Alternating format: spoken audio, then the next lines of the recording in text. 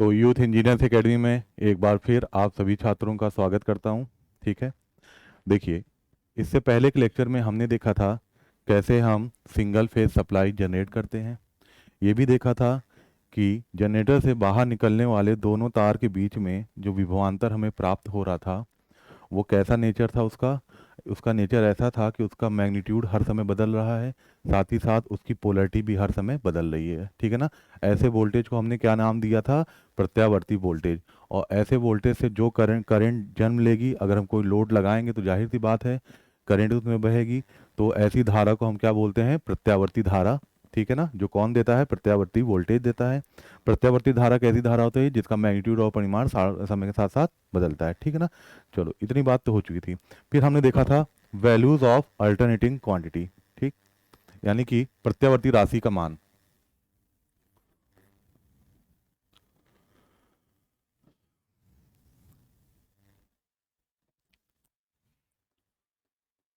प्रत्यावर्ती राशि का मान कहने का मतलब वैल्यूज ऑफ अल्टरनेटिंग करेंट, है ना। चलो, अब देखो क्या हुआ था। मान लो एक प्रत्यावर्ती कोई वोल्टेज है जिसका ग्राफ आप समय के साथ या थीटा के साथ बना रहे हो। ठीक है। हमने देखा था ये जो एसी वोल्टेज है, प्रत्यावर्ती वोल्टेज या करंट भी ले सकते हो, ये कैसे ग्राफ मिल रहा था? समय या एंगल के साथ कुछ ऐसा मिल रहा था, है ना। तो पहले हमने पढ़ा था, सबसे पहली चीज पढ़ी थी पीक वैल्यू। पीक वैल्यू या मैक्सिमम वैल्यू या अधिकतम मान। ठीक है। तो क्या होता है? प्रत्यावर्ती राशि पॉजिटिव साइकिल में अधिकतम जो मान को प्राप्त करती थी उसे ही हम क्या बोलते थे? Peak value. तो देखो, पॉजिटिव साइकिल में सबसे अधिक कहाँ है? ये। इसी को क्या बोलते हैं? वीएम। ये बात समझ में आई? चलो, यानी पीक वैल्यू को क्या बोलते हैं? वीएम। फिर पढ़ा था हमने इंस्टैन्टेनियस वैल्यू, जिसे हम क्षणिक वैल्यू बोलते हैं। ठीक है। ये क्या होता है बेटा? किसी भी वक्त, जैसे मान लो हम टी वन पे देखें, इस क्षण देखेंगे क्या वैल्यू है इस राशि की? मान लो वी वन आई। यहाँ पर देखा हमने टी टू पे, मान लो देखा इस क्षण तो क्या मान आया? मान लो वी टू आया। तो ये जो वी वन और वी टू है, ये प्रत्यावर्ती वोल्टेज का कौन सा मान है? इंस्टेंटेनियस मान। फिर हम देखेंगे एवरेज वैल्यू।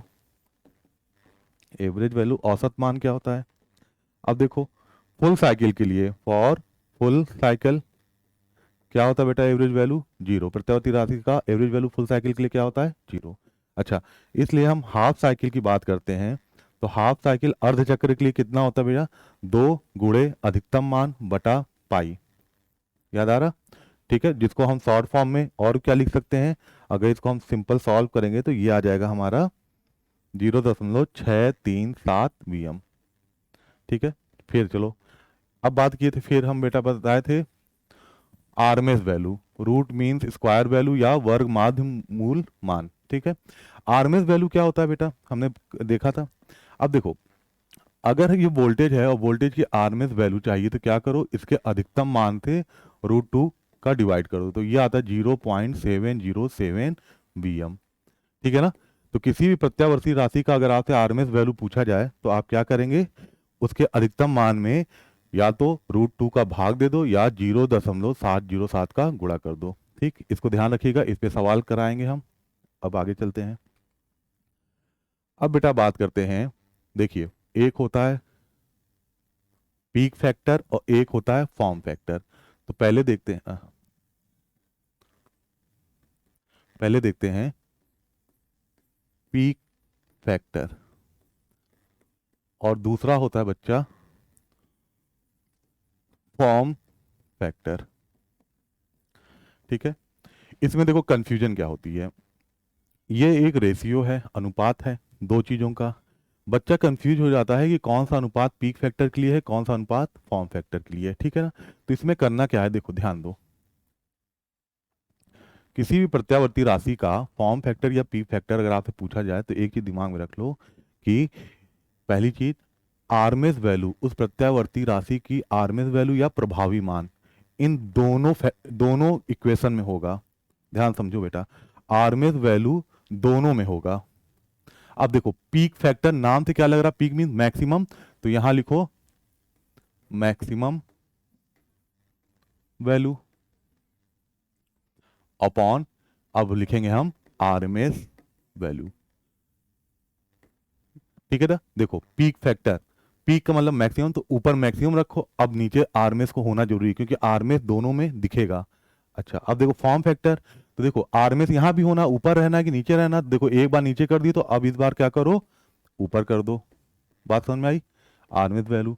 लेकिन यहां याद रखना बेटा, फॉर्म फैक्टर में आरएमएस वैल्यू बटे क्या होता है, एवरेज वैल्यू, है ना। देखो याद करने का तरीका फिर सुन लो, दोनों फैक्टर में आप क्या देख रहे हो, दोनों फैक्टर में कौन सा है, आरएमएस वैल्यू दोनों में है, इसमें भी आरएमएस है, इसमें भी आरएमएस है। अब याद करने का तरीका, peak factor means maximum value, तो मैक्सिमम अपॉन आरएमएस हो गया, यहां आरएमएस नीचे आया तो अगले में आरएमएस ऊपर होगा, और अब मैक्सिमम वैल्यू को नहीं लिख दीजिएगा, यहां क्या होगा, एवरेज वैल्यू। ठीक है ना। अब सुनो, इसी प्रत्यावर्ती राशि जिसको हमने बनाया है ये वोल्टेज, अगर कोई कहे कि इसका फॉर्म फैक्टर और पीक फैक्टर क्या होगा, देखो पीक फैक्टर, मैक्सिमम वैल्यू क्या होता है भाई, वीएम, आरएमएस वैल्यू क्या होता है भाई, वीएम बाई √2, या हम इसको क्या लिख सकते हैं, वीएम, और इसको क्या लिख सकते हैं, 0.707 वीएम। ठीक, अब यह जरा सोचो क्या मान आ जाएगा अगर इसको हम हल करेंगे, अगर हम इसको हल करेंगे बेटा तो ये हमारा आ जाएगा 1.41। ठीक है, क्योंकि वीएम वीएम कट जाएगा, 1.41 इसका मान आएगा। तो याद रखना बेटा, किसी भी प्रत्यावर्ती राशि का पीक फैक्टर कितना होगा, 1.41, ये याद रखना इंपॉर्टेंट है, 1.41। चलो अब बात करते हैं बेटा, उसी प्रत्यावर्ती राशि का अगर फॉर्म फैक्टर पूछे तो कैसे निकालोगे, तो देखो फॉर्म फैक्टर, समझो बच्चा, फॉर्म फैक्टर आरएमएस वैल्यू, यानी कि आरएमएस क्या होता है बेटा, वीएम बाई √2, और एवरेज वैल्यू, एवरेज क्या होता है, 2 वीएम बाई पाई। यहाँ से वीएम से वीएम कैंसिल हो जाएगा, जब इसको सॉल्व करेंगे बेटा तो ये आ जाएगा 1.11। ठीक है, तो किसी भी प्रत्यावर्ती राशि का फॉर्म फैक्टर क्या आ जाएगा, 1.11। याद रहेगी बात, ठीक है ना। चलो अगला देखेंगे,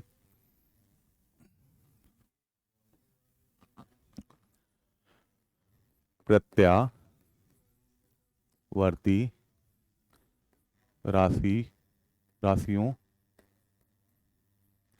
का प्रारूप, यानी कि form of alternating quantity, form of alternating quantity. ध्यान रखना बेटा, प्रत्यावर्ती राशि का प्रारूप जो होगा कैसे हम डिसाइड करेंगे, देखो प्रत्यावर्ती राशि मैंने पहले ही बताया था, या तो हम प्रत्यावर्ती अल्टरनेटिंग वोल्टेज लेते हैं, अल्टरनेटिंग वोल्टेज से मेरा मतलब है, या बेटा मेरा किससे मतलब है, अल्टरनेटिंग, किससे मतलब है, अल्टरनेटिंग करंट से मतलब है ना। ठीक है, अब देखो इनको कितने रूप से हम दिखा सकते हैं, तो जरा यहां देखो बेटा, यहां इस ग्राफ को देखो, इस ग्राफ को हम गणित के एक समीकरण से भी दिखाया जा सकता है।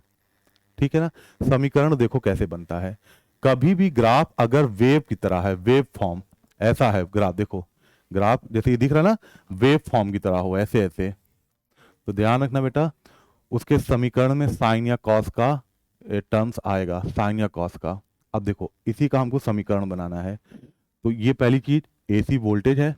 अब देखो ये क्या होगा, ये अधिकतम मान कितना पा रहा है, वीएम, तो इसका समीकरण में वीएम हो जाएगा, और क्या लिख देना बेटा, साइन, साइन थीटा। ठीक, अगर करंट होती तो करंट को बेटा समीकरण से कैसे दिखाते, उसकी मैक्सिमम वैल्यू साइन थीटा। याद रहेगी बात, ठीक है ना। तो चलो अब देखो बेटा, पहला रूप क्या दिखेगा, अगर एसी वोल्टेज है तो ये किस रूप में दिखेगा आपको समीकरण में, या तो समीकरण में ऐसा दिखेगा वीएम साइन थीटा, और अगर ये करंट है, एसी करंट, तो समीकरण में कैसा दिखेगा,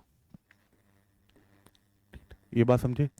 अब देखो बेटा, अब हमें पता चूंकि थीटा बराबर क्या होता है, याद रखना, ज्यादा दिमाग इसमें वो देखो भैया, समय कम है, 2 महीने बाद पेपर नवंबर में है, और इसका 15 अक्टूबर के बाद कभी भी हो सकता है यूपी आरबीएनएल का। तो ध्यान क्या रखना है कि कुछ चीजें हमें जल्दी से याद कर लेनी है। तो देखो बेटा, थीटा बराबर ओमेगा टी होता है, यहाँ भी हम कह सकते हैं थीटा बराबर क्या होता है, ओमेगा टी। तो इसी समीकरण को आप क्या करो, देखो एक और तरीका है लिखने का, ये पहला तरीका हुआ बेटा, ये दूसरा तरीका क्या तरीका है, इसी वोल्टेज को क्या लिख सकते हैं, V M sine omega T. समझ में आई बात, V M sine omega T. यहाँ पर बेटा करंट को क्या लिख सकते हो, I M sine omega T. ठीक, अब देखो एक और चीज, अब हमें पता है बेटा ओमेगा इक्वल टू, याद रखना क्या होता है, 2 पाई एफ होता है, याद रहेगा, ओमेगा बराबर 2 पाई एफ। ठीक है, एफ क्या है, फ्रीक्वेंसी। यहाँ भी बेटा वही ओमेगा बराबर 2 पाई एफ। देखो ये हमें पता है, चूंकि ये होता है, ठीक है ना, चूंकि ये होता है ओमेगा बराबर 2 पाई। तो तीसरा बेटा प्रारूप क्या हो सकता है वोल्टेज का, इस एसी वोल्टेज क्या प्रारूप हो सकता है, वी एम साइन ओमेगा क्या लिख सकते हो, 2 पाई एफ स्मॉल टी। यहाँ पास भी आ जाओ बेटा, एसी करंट को किस रूप में लिख सकते हो, I M sine 2 pi F T. ठीक है ना, चलो अब देखो एक और चीज, अब हमें कल पढ़ा था हमने कि एफ फ्रीक्वेंसी बराबर क्या होता है, 1/आवर्तकाल, पढ़ा था, याद है, कल का वीडियो देखिए। तो फ्रीक्वेंसी बराबर क्या होता है बेटा, 1/आवर्तकाल। ठीक है, तो देखो यहाँ से हम क्या लिख सकते हैं, वी ए सी क्या होगा, V M sine 2 pi cap small T by T. ठीक, और यहाँ से करंट भी क्या लिखाया जा सकता है, I M sine 2 pi T by T.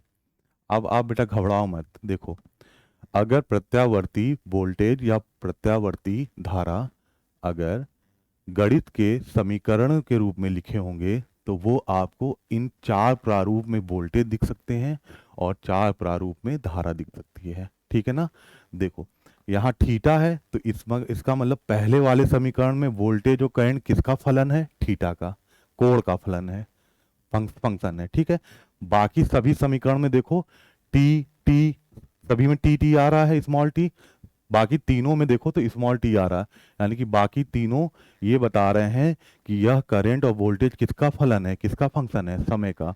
चूंकि समय कभी भी स्थिर नहीं होता है, इसलिए इनका मान भी क्या है, बदलता जा रहा। समझ में आई बात, चलो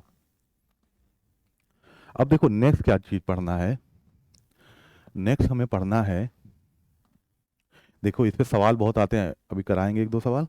देखो अब हमें नेक्स्ट पढ़ना है ना, जो हम लोग पढ़ते हैं ना, अग्रगामी क्या होता है, पश्चगामी क्या होता है, इन फेज क्या होता है, आउट फेज क्या होता है, लीडिंग लैगिंग, ये सब पढ़े हो ना, ये कैसे सर होता है, और बहुत बच्चे इसमें बहुत परेशान होते हैं।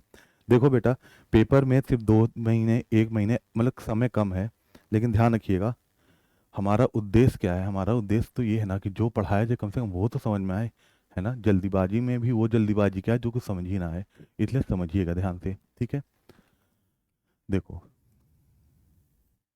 पहले बेटा बात करते इन फेज, इन फेज जैसे ऐसे लिखेंगे, राशियां समान कला में हो। अब कला क्या होता है भैया, इतना परेशान ना होइए, राशियां समान कला में हो यानी कि क्वांटिटीज इन सेम फेज। कब भैया क्वांटिटीज इन सेम फेज में होगी, ध्यान दीजिएगा, इसको 2 तरीके से पढ़ते हैं। तरीका देखिए, अगर मान लो 2 क्वांटिटी हैं बेटा हमारे पास, एक ए है और एक बी है। ठीक है, चलो मान लो बेटा जो ए है राशि, उसका ग्राफ समय के साथ ये हुआ, किसका है बेटा ये ग्राफ, ए का, प्रत्यावर्ती राशि है ए। अच्छा, एक और राशि है बेटा जिसे हम कह रहे हैं बी, बी राशि का ये ग्राफ आया समय या थीटा के साथ, यहां मैं लिख दे रहा हूं बेटा थीटा या समय के साथ, ओमेगा टी। देखो दो राशि हैं बेटा, एक हरा वाला एक लाल वाला, एक ए और एक बी। ठीक, क्या देख रहे हो कि यह दोनों राशियां क्या हो रही हैं, एक ही साथ अपनी मैक्सिमम वैल्यू को, मतलब एक ही साथ अपनी मैक्सिमम वैल्यू पे आ रही हैं, है ना। देखो एक ही साथ अपनी मैक्सिमम वैल्यू पे आई और एक ही साथ जीरो हो जा रही हैं। तो जब राशियां एक ही साथ जीरो हों या एक ही साथ अपने अधिकतम वैल्यू पे आए तो कहा जाता है, इसको बेटा बोलते हैं ए और बी किसमें है, समान कला में है। ये होता है बेटा वेव फॉर्म। ये हमने क्या पढ़ा है, वेव फॉर्म। क्या पढ़े हो, वेव फॉर्म में। अगर दो राशियों का, ये बेटा सवाल आता है, अगर दो राशियों का आपको वेव फॉर्म दिया है और आप कैसे पहचानोगे कि वो समान कला में है, तो देखना वो एक साथ मैक्सिमम और एक साथ जीरो होंगे। ठीक है, चलो अब बात आती है कि सर, अब हमने देखो बेटा एक और चीज होता है, हम जानते हैं फेजर फॉर्म, जिसमें क्या होता है, हम प्रत्यावर्ती राशियों को तीर से, एरो से दिखाते हैं। अगर एरो दिया है तो कैसे पहचानेंगे, तो देखो बेटा यहाँ मान लो जो ए है बेटा वो इस दिशा में बना है ए, और जो बी है बी, बी भी इसी की दिशा में ही है।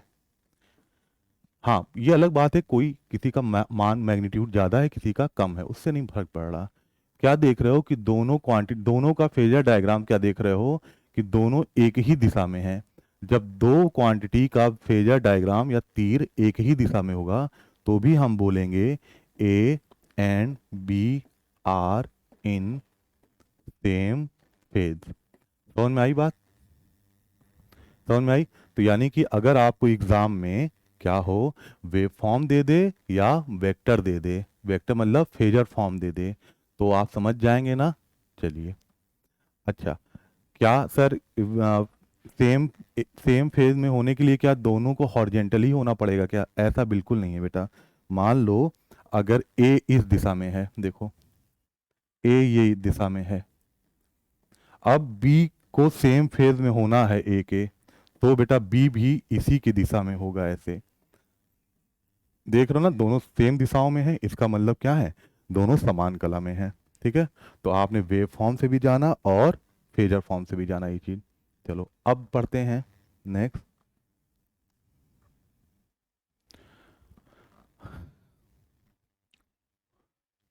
राशियां विपरीत कला में हों, यानी कि क्वांटिटीज इन अपोजिट फेज। ठीक है, विपरीत कला में कैसे पहचानेंगे। ठीक है, सारे बच्चे ध्यान दीजिए।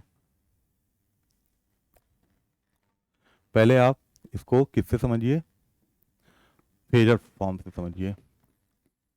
फेजर,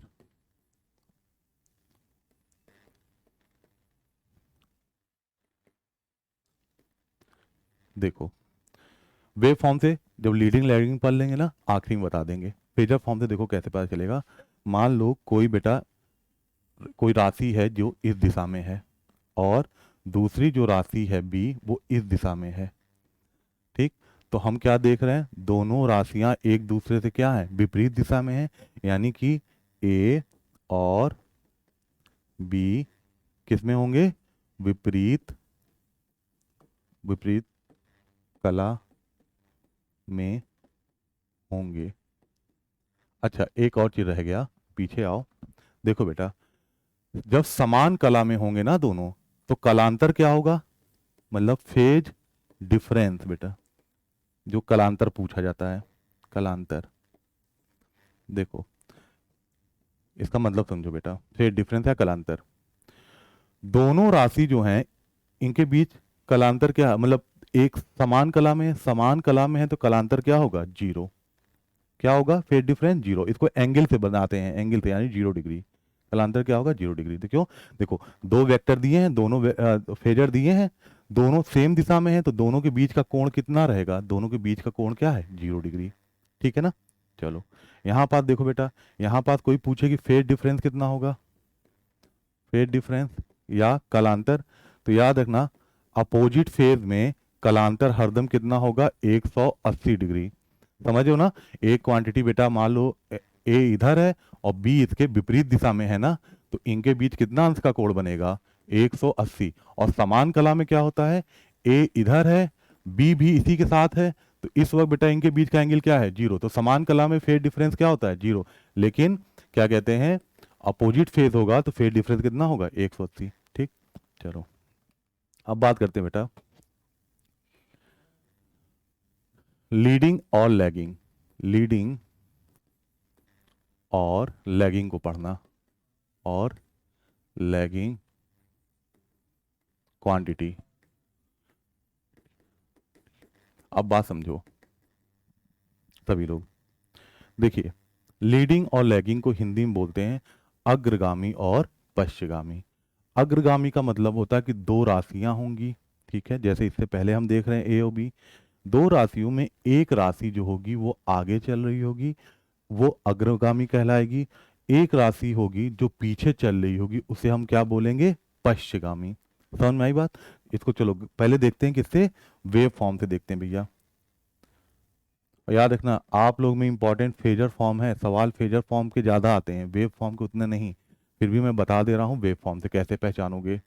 तो देखो दो राशि, अगर दो राशियों के वेव फॉर्म दिए हैं तो कैसे पहचानेंगे कि कौन अग्रगामी है और कौन पश्चगामी। जैसे मान लो ये राशि ए है, ठीक है, और ये राशि है बी, दिख रहा, ये है बी। अब कहानी ये है कि वेवफॉर्म को देख के कैसे पहचाने, वेवफॉर्म को देख के कैसे पता करें कि कौन अग्रगामी है कौन पश्चगामी है। तो ध्यान रखना बेटा, समय समय के हिसाब से या समय को ध्यान में रखो, कौन राशि अपने मैक्सिमम वैल्यू को जल्दी पा जा रही है, यानी कि कौन राशि अपनी मैक्सिमम वैल्यू पे पहले पहुंच रही है या अपनी मैक्सिमम वैल्यू पहले दे रही है, वो राशि क्या कहलाएगी, अग्रगामी। और जो मैक्सिमम वैल्यू बाद में पहुंच रही है वो क्या कहलाएगी, पश्चगामी। तो देखो जैसे यहाँ, यहाँ पर देखो बेटा, हम जैसे जैसे समय के साथ आगे बढ़ रहे हैं, सबसे पहले मैक्सिमम कौन आया, ए सबसे पहले मैक्सिमम आया, फिर आगे बढ़े तो बाद में कौन मैक्सिमम पे पहुंचा, बी। याद रखना बेटा, इसमें मैग्नीट्यूड से नहीं मतलब है कि कौन ऊपर, किसका ग्राफ ऊपर है किसका ग्राफ नीचे है, समझ रहे हैं ना, समझ रहे हो। इसमें बस ये देखना है कि कौन राशि अपने अधिकतम मान पे पहले पहुंच गई। तो अपने अधिकतम मान पे बेटा कौन पहले पहुंचा, ए, बी बाद में पहुंच रहा है, यानी कि A is leading, A is leading quantity, यानी कि ए क्या है, लीडिंग, लीड कर रहा, और B is lagging, lagging quantities. समझ में आई बात। अब कोई कहे कि इनके बीच कलांतर कितना होगा, तो बेटा देखो कलांतर क्या होगा, ये जो एंगल देख रहे हो ये, यानी कि दोनों के मैक्सिमम वैल्यू के बीच का कोण इतना, इतना बेटा ये थीटा बोल लो, चलो हाँ, थीटा या अल्फा बोलो ज्यादा सही है, कलांतर को हम अब अल्फा बोलेंगे, समझ रहे हैं। ओहो सब गड़बड़ हो जा रहा,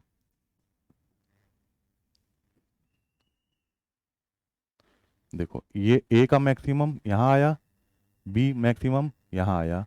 अब ये जो बेटा इतना हिस्सा है यही एंगल अल्फा कहलाएगा, और अल्फा ही क्या है, इनके बीच का कलांतर, फेज डिफरेंस। फेज डिफरेंस कितना है भैया, अल्फा। समझ रहे हैं, A is a leading quantity, B is a lagging quantity, और इनके बीच का फेज डिफरेंस क्या होगा, अल्फा।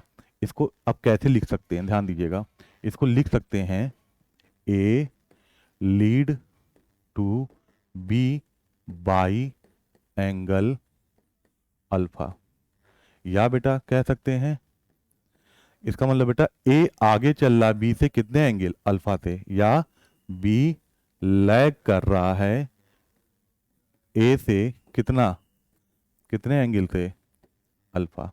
दोनों बातें एक ही हैं भाई, ए आगे चल रहा बी से अल्फा एंगल, या बी पीछे चल रहा है ए से अल्फा एंगल। ठीक है, देखो वेव फॉर्म से तो मैंने बता दिया, अब देखते हैं कि फेजर, फेजर से कैसे पहचानेंगे लीड और लैग, ठीक है ना। तो चलो, बाई फेजर, यही इंपॉर्टेंट है, फेजर डायग्राम बहुत इंपॉर्टेंट है फेजर फॉर्म से, ठीक है। जैसे देखो, मैं कुछ केस बना दूं तो ज़्यादा सही है। पहला केस देखो बेटा, मान लो एक राशि आपकी है, ये है ए, और एक राशि है बेटा आपकी, ये है बी, ठीक है। आपके परीक्षा में सिर्फ और सिर्फ ए और बी दो राशियों का तीर से दिखाया गया फेजर दिया है, और उनके बीच का एंगल मान लो अल्फा, कुछ भी हो सकता है, 15 डिग्री, 30 डिग्री, 90 डिग्री, 120 डिग्री, ठीक है ना, कुछ भी हो सकता है। अब आपसे पूछा जाए कि फेजर को देख के बताओ कि कौन लीड कर रहा, कौन लैग कर रहा। तो इसका सबसे देखो बेटा, लीड लैग के कॉन्सेप्ट को हम बहुत डीप में अच्छे से पढ़ते हैं, पर हमें एक ऐसा तरीका ढूंढना है कि सवाल आए तो तुरंत हम कर लें। तो देखो क्या करना है, अपने राइट हैंड को, समझ रहे हैं, राइट हैंड, ये जो मेरा हाथ है, राइट हैंड की दो उंगलियां ऐसे किया करो हरदम। दो उंगलियों में देखो, एक बीच वाली उंगली दिख रही है और एक ये उंगली दिख रही है। जो भी वेक्टर दिया है उस पे ऐसे रखो दोनों उंगली, ऐसे नहीं रखना है, ऐसे नहीं, ऐसे ऐसे, कि ये हिस्सा आपकी तरफ हो। देखो ऐसे रखा। अब बड़ी वाली उंगली जिस पे होगी वो क्या करेगी, लैग करेगी, और छोटी वाली उंगली जिस पे होगी वो लीड करेगी। ध्यान रखना, बड़ी उंगली लैग को बताएगी, छोटी वाली उंगली लीड को बताएगी। तो ऐसे देखो रखा हमने, ठीक। बड़ी वाली किधर है, ए है, तो ए क्या करेगा, लैग करेगा। बी, छोटी वाली उंगली बी पे जा रही तो बी क्या करेगी, लीड करेगी। समझ रहे हो, समझ रहे हो सारे बच्चे। और इनके बीच कालांतर कितना होगा भाई, एक दूसरे दोनों के बीच अंतर क्या है, तो वह एंगल अल्फा है। कालांतर कितना है, अल्फा। देखो बेटा इसको कैसे लिख सकते हैं, इसको लिख सकते हैं ए ऐसे देखो, इस कथन को कैसे लिख सकते हैं, B lead to A by angle alpha. समझ रहे हैं। या बेटा इसी चीज को क्या लिख सकते हैं, A lag, A lag to B by angle alpha. समझ रहे हो। या तो कह सकते हो बेटा B lead to A by angle alpha, या A lag to B by angle alpha. अच्छा, अगर ये बात तो ठीक हो गई सर, अब फेज डिफरेंस की कोई बात करेगा, फेज डिफरेंस क्या होगा, तो फेज डिफरेंस बेटा क्या है, इनके बीच का अल्फा, यानी कालांतर क्या है, अल्फा है। समझ गए लीड लैग। चलो तो ऐसे अगला क्वेश्चन अब आप बताओ, सॉरी, अगला बेटा आपको बताना है, ठीक है, मैं बना दे रहा हूँ। चलो केस दूसरा, मान लो बेटा दो राशि हैं, एक राशि ये है, एक राशि ये है, कुछ भी ले लो, ये F1 मान लो, ये F2 है, और इनके बीच का कोण है 60 डिग्री। तो मुझे बताओ कैसे पहचानोगे लीड लैग। तो देखो बेटा फिर से वही काम, हमें अपने हाथ को, राइट हैंड को ऐसे रखना है, ऐसे जितना फैल सके बेटा, ये मैक्सिमम 90 डिग्री से थोड़ा सा ज़्यादा फैल सकता है, वो अभी बताता हूँ, ठीक है। तो ये बेटा देखो ऐसे ही रखोगे ना, कि देखो उंगलियों को ऐसे रखो कि दोनों वेक्टर पे आ जाएं। तो उंगलियां बेटा ऐसे रखोगे तो दोनों वेक्टर पे, यही तो शर्त है। क्या ऐसे तो ऐसे करोगे तो एक उंगली वेक्टर पे आएगी, एक उंगली कहीं और चली जा रही, ऐसे करोगे दोनों ही उंगली वेक्टर पे आए। तो देखो बीच बड़ी वाली उंगली किधर जा रही है, F1, तो F1 क्या करेगा, लैग। छोटी वाली उंगली किस पे आ रही है, F2, तो F2 क्या करेगा, लीड। समझ गए। अच्छा, तो इस कथन को बेटा कैसे लिख सकते हैं, इसको लिख सकते हैं F2 लीड, आगे चल रहा, टू किससे, F1 से, कितना, by angle, by angle 60 degree. या बेटा इसी को लिख सकते हैं F1 lag to F2 by angle 60 degree. देखो इस कहानी का मतलब सुनो बेटा, इसको कह सकते हैं, पहला वाला क्या लिखा है, पहला वाला ये बता रहा कि F2 जो है वो अग्रगामी है, किससे, F1 से, कितना कालांतर से, कितने एंगल से, 60 डिग्री से। छोट नीचे वाला बता रहा है कि F1 लैग कर रहा है, यानी कि F1 पश्चगामी है, किससे, F2 से, कितने एंगल से, 60 डिग्री। कहने का मतलब F2 आगे चल रहा 60 डिग्री, और F1 पीछे चल रहा 60 डिग्री। क्लियर बात हो रही है। चलो ऐसे ही बेटा अगला देखो, अगला केस, केस थर्ड, मान लो बेटा ये दे दिया गया लीड लैग के लिए पहचानना, इसको मान लो तो P1, इसको मान लो P2, कुछ भी हो सकता है, ठीक है। जनरली बेटा आपको वोल्टेज और करंट का दिया जाता है, लेकिन अभी हम उस पर आए रहे, ठीक है। अब मान लो बेटा इनके बीच का एंगल भी दे दिया 45 डिग्री, ठीक है। अब आपसे कह रहा है कि इसको देखो बेटा इसको क्यों समझना है। अगर प्रत्यावर्ती राशि में आगे अगर आपको परिपथ जैसे pure resistive circuit, pure inductive, pure capacitive, R L, R C, R L C, resonance, इन सबको अगर आपको अच्छे समझना है, और बेटा इसका आगे बड़ा इस्तेमाल है, जब मेजरमेंट मापन पढ़ोगे वहाँ भी देखोगे, जब आप क्या कहते हैं मशीन पढ़ोगे वहाँ भी देखोगे, पावर सिस्टम में भी देखोगे। तो इसलिए बेटा थोड़ा सा इसको इत्मीनान से पढ़िएगा। जल्दीबाजी आप देख रहे हैं आज की क्लास में मैं कितना धीरे धीरे आराम से पढ़ा रहा हूँ, उसका यही कारण है कि यहाँ पास अगर आप समय दे दीजिए थोड़ा सा, तो फिर आगे की चीज़ों में बहुत ज़्यादा परेशानी नहीं होगी, ठीक। देखो हमें देखो क्या लगता है, जब हम स्टूडेंट होते हैं, छात्र होते हैं, तो हमें लगता है कि जो राशि जमीन से ऊपर है वही लीड कर रही होगी। जैसे पहले वाले केस में देखो, बी जो है जमीन से ऊपर है, ए बी के नीचे है, तो हमें लगता है जो जमीन से ज्यादा ऊपर होगी वो लीड करेगी, जो जमीन से नीचे होगी वो लैग करेगी। तो हम जो तीसरा केस देखो यहाँ भी वही गलती कर देते हैं, हमें लगता है यार ऊपर तो P1 है तो P1 लीड करेगा, P2 क्या करेगा, लैग करेगा, है ना, यही करते हो ना। लेकिन अब जो मैंने बताया उससे करिए।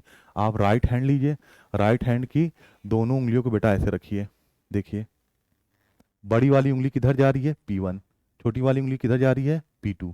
इसका मतलब बड़ी वाली जिधर जा रही है वो क्या करती है, लैग करती है, और छोटी वाली जिधर जाती है वो क्या करती है, लीड करती है।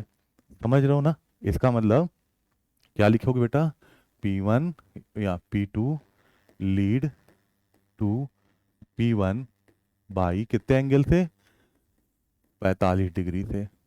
या इसी चीज को लिख सकते हैं P1 लैग टू P2 कितने एंगल से भाई, कितने एंगल से, 45। ये बात तो समझ गए। अच्छा अब ये कह रहा था, अब कोई कहे कि कलांतर बताओ, क्या होगा कलांतर, यानी कि क्या होगा फेज डिफरेंस। तो कलांतर बेटा क्या होता है, दोनों के बीच का कोण 45 डिग्री। समझ गए ना, समझ गए। चलो अगर ये चीज समझ गए तो इसके बाद बेटा अब हम आगे, आप देखो क्या क्या पढ़ लिए, ध्यान से देखिएगा जब पीछे जाते हैं। देखो हमने आपको पहले बताया कितने रूप हैं वोल्टेज और करंट के, अगर वो गणित के समीकरण में दिए हैं। दूसरा चीज क्या पढ़ाया, आप बेटा याद रखना फेजर डायग्राम ट्रांसफार्मर में बड़ा इंपॉर्टेंट है ना, ट्रांसफार्मर में बड़ा इंपॉर्टेंट है, इसलिए मैं कह रहा हूँ कि आराम से पढ़ो। देखो अगर राशियां समान कला में होंगी, ठीक है, पहला ग्राफ दिया है, वेव फॉर्म दिया है, तो कैसे पहचानोगे, वेक्टर दिया है तो कैसे पहचानोगे, वेक्टर मतलब फेजर दिया है तो कैसे पहचानोगे। ये चीज समझ गए थे नहीं, देख लीजिए वीडियो। फिर देखा राशियां विपरीत कला में हों तो कैसे पहचानेंगे। फिर देखा लीडिंग और लैगिंग क्वांटिटी, इसको जाना कैसे हम, ये बेटा बहुत परेशान करता, बहुत ऐसे छात्र हैं जिनको अब से पहले बहुत परेशानी थी, है ना। तो देखो दो राशियां या तो समान कला में होंगी या तो विपरीत कला में होंगी, और अगर इनके बीच कलांतर होगा, ठीक है, तो कलांतर मतलब अल्फा का कलांतर होगा तो इनमें से कोई एक लीड करेगा कोई एक लैग करेगा। अब आप कहेंगे सर जी ये बताइए समान कला में कौन लीड कर रहा कौन लैग कर रहा, तो बेटा ये समान कला में कोई भी लीड और कोई भी लैग नहीं कर रही है, ध्यान रहेगा, कोई लीड लैग नहीं कर रहा, सब साथ साथ चल रहे हैं, इसलिए कलांतर क्या है, जीरो। अच्छा सर विपरीत कला में कौन लीड करेगा कौन लैग करेगा, तो ध्यान रखना बेटा विपरीत कला में भी ना कोई लीड कर रहा है ना कोई लैग कर रहा है, ठीक है ना। चलो तो याद रखिएगा, यानी कि कलांतर जब 0 डिग्री हो और जब 180 डिग्री हो तो लीड लैग नहीं होता है, 0 डिग्री है तो सेम फेज और 180 है तो अपोजिट फेज। हाँ, इसके अलावा कोई और एंगल है तो वो बेटा आ जाती ही बात फिर लीडिंग और लैगिंग क्वांटिटीज की, ठीक है। चलो तो ये हो गया बेटा यहाँ पास। अब हम पढ़ते हैं कुछ और चीजें, महत्वपूर्ण चीजें, ठीक है। इसके बाद बच्चा लोग आप लोग की सर्किट है, सर्किट से पहले मैं सोच रहा हूँ कुछ आप लोग को हल्का फुल्का आंकिक प्रश्न कराऊं, ठीक है। जैसे जैसे मान लो बेटा न्यूमेरिकल, न्यूमेरिकल आंकिक प्रश्न हम कल भी करेंगे, आज भी हमने कहा था कुछ आंकिक प्रश्न आपको हम कराएंगे। ठीक है, तो देखो आंकिक प्रश्न कैसे आते हैं, समझो बेटा। आपको वोल्टेज या करंट का समीकरण दे दिया जाएगा, जैसे ये दे दिया V M sine omega T, या मान लो बेटा आपको करंट का समीकरण दे दिया जाएगा, current I M sine omega T. अब देखो आपसे क्या क्या चीजें पूछी जा सकती हैं। पहला प्रश्न पूछा जाएगा मैक्सिमम वैल्यू या पीक वैल्यू या अधिकतम मान बताओ, मैक्सिमम वैल्यू पूछेगा। फिर इसके बाद बेटा आपसे पूछ सकता है एवरेज वैल्यू बताओ। घबराइए मत बेटा, ये अभी आप समझ जाएंगे कि क्या बात कर रहे हैं। फिर आपसे पूछ सकता है मैक्सिमम एवरेज के बाद ये कहेगा आरएमएस वैल्यू बताओ, अच्छा क्या होगा। फिर बेटा ये पूछ सकता है आपसे जरा बताओ फ्रीक्वेंसी क्या होगी इस 20 मिनट। सर सर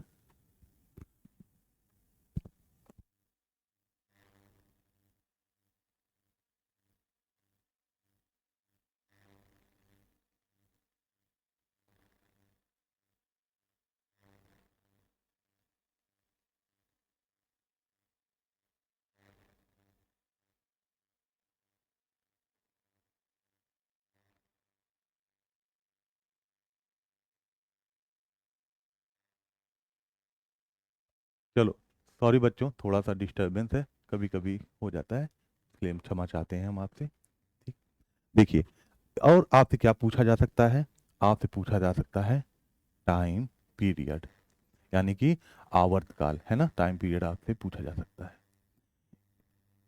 चाहे वोल्टेज का का समीकरण दिया हो, चाहे करंट का समीकरण दिया हो, आपसे ये चीजें पूछी जाती हैं, हर बार परीक्षा में आता है। तो देखो मैक्सिमम वैल्यू कैसे निकालते हैं, तो देखना साइन के साथ यहां जो अंक में लिखा है, अंक में डिजिट में, वो देखना। साइन के बगल वाला जो आप नंबर देखोगे वही क्या बताएगा, मैक्सिमम वैल्यू। यानी कि मैक्सिमम वैल्यू बेटा कौन है, वी एम है, और करंट की कौन सी मैक्सिमम वैल्यू है, आई एम। समझ गए। अच्छा, यानी कि दिए गए समीकरण को, ये स्टैंडर्ड समीकरण होते हैं बेटा, स्टैंडर्ड, इससे कंपेयर करना, अभी मैं समझाता हूं। दूसरा एवरेज वैल्यू क्या होगा भैया, तो याद रखना बेटा एवरेज वैल्यू क्या होता है, बताओ। अगर वोल्टेज है तो 2Vm/पाई कर लेना। पाई का मान बेटा 22/60 रखना, हरदम ध्यान रखना।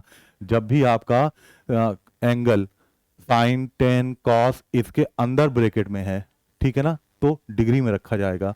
लेकिन अगर उसके बाहर कहीं भी है तो बेटा पाई का मान क्या रखेंगे, 22/7।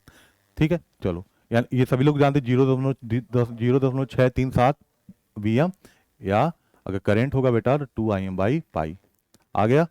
अगर ऐसे बेटा आरएमएस वैल्यू पूछेगा तो आरएमएस वैल्यू के लिए क्या करो, Vm/√2 कर दो। करंट के लिए क्या करोगे, Im/√2 कर देना। आ गया आरएमएस वैल्यू। फ्रीक्वेंसी बेटा देखो कैसे पता चलेगी, टाइम के साथ देखना कि यहाँ कौन क्या नंबर लिखा है, टाइम के साथ यहाँ पाथ देखना कितना लिखा है कोष्टक के अंदर, टाइम के साथ, टी के साथ, तो आपको क्या पता चलेगा, ओमेगा। ओमेगा क्या होता है, 2πf।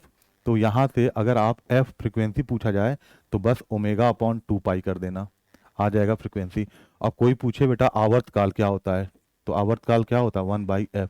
फ्रीक्वेंसी निकाल के उसको 1/f कर दोगे, क्या आ जाएगा, आवर्तकाल। चलो इसी पर आधारित एक सवाल लेते हैं। कोई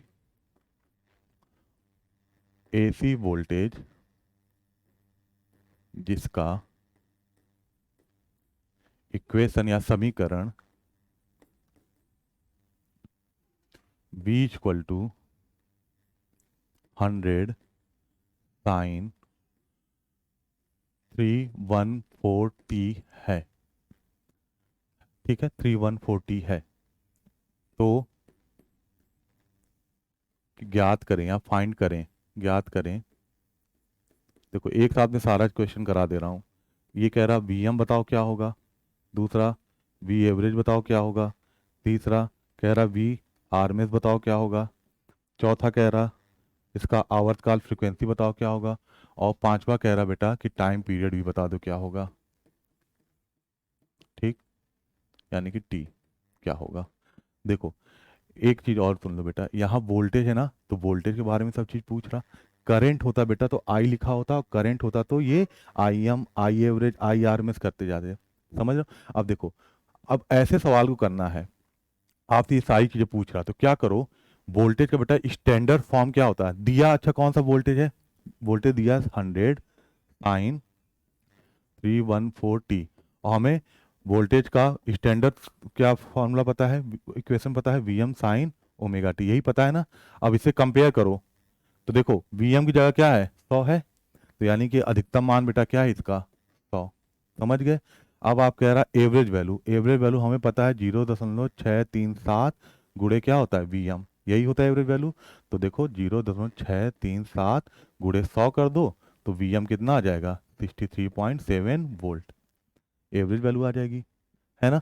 अगर आरएमएस कह रहा है, तो आरएमएस के लिए बेटा क्या करते हैं, 0.707 से क्या करना है, गुणा कर दो वी एम 100 का, तो कितना आ जाएगा आरएमएस वैल्यू 70.7 वोल्ट। अब देखो कुछ बच्चे क्या कहेंगे कि सर एवरेज वैल्यू का तो एक और फार्मूला होता है, क्या होता है बेटा, 2 गुणे अधिकतम मान बटा पाई, ठीक है ना। तो 2/पाई को जब हम हल करते हैं तो हमें 0.637 प्राप्त होता है।